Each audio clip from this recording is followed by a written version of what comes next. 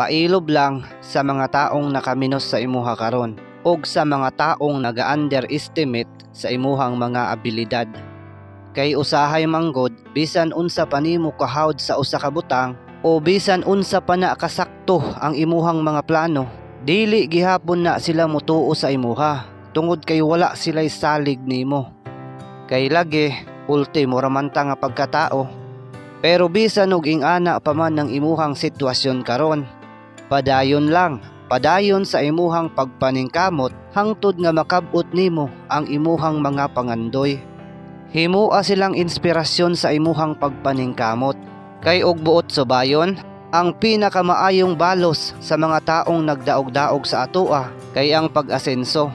Kay og moasenso manggani ka, dili na kailangan og daghan pang istorya.